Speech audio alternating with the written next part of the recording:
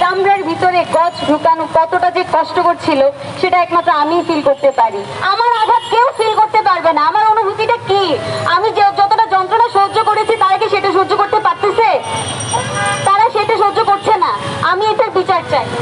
পরবর্তীতে যখন ময়মনসিং যাই, মাথায় ওই গজ ঢোকানো হচ্ছে, বলছে যে 28 তারিখে আমার ডেট মানে সেলাই করতে হবে। তখন আমি স্বদেশ হাসপাতালে যাই, ময়মনসিং স্বদেশ হাসপাতালে।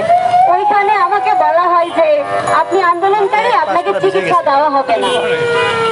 ওইখান থেকে আমি এটা শোনার পর ওইখান থেকে ডিরেক্ট বের হয়ে যাই। তারপর কোনো মতো হচ্ছে আমি ময়মনসিং মেডিকেলের পরের দিন যাই। এখানে বলা হয়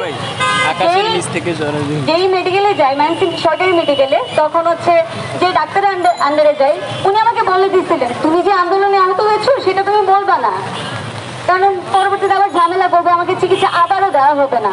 তখন আমি চুপ করেই ছিলাম। তখন সেখানেও মানে আহত হওয়ার পরে আমাকে ওইখানে সেলাই দেওয়া হয়। পরবর্তীতে যখন আমি বাসায় আসি তখন শুনি যে হচ্ছে অসহযোগ আন্দোলনে ডাক দেওয়া হয়।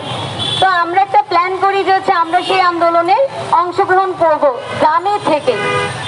যেদিন আমরা প্ল্যান করি ওই দিন রাতেই হচ্ছে আমাদের গ্রামের যে নেতাকর্মীরা ছিল তারা জেনে যায় এবং একটা টাইমে আমাদের নামগুলো থানায় দেওয়া হয় যে মামলা করা হবে।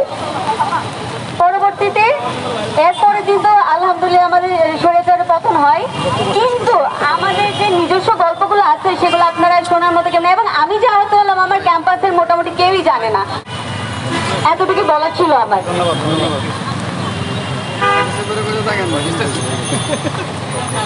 ধন্যবাদ সকালে।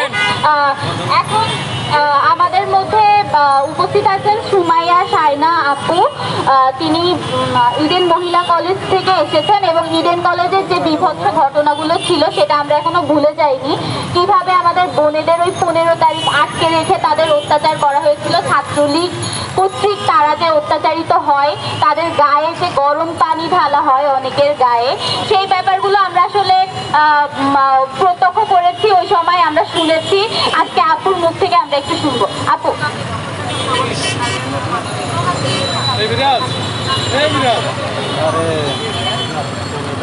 নারী কেন মার খায়? নারী কেন মার খায়? নারী কেন মার খায়? উপস্থিত সবাইকে শুভেচ্ছা জানাচ্ছি। আসলে আপনারা জানেন যে গণ-অভ্যুত্থান পরবর্তী সময়ে আমরা আসলে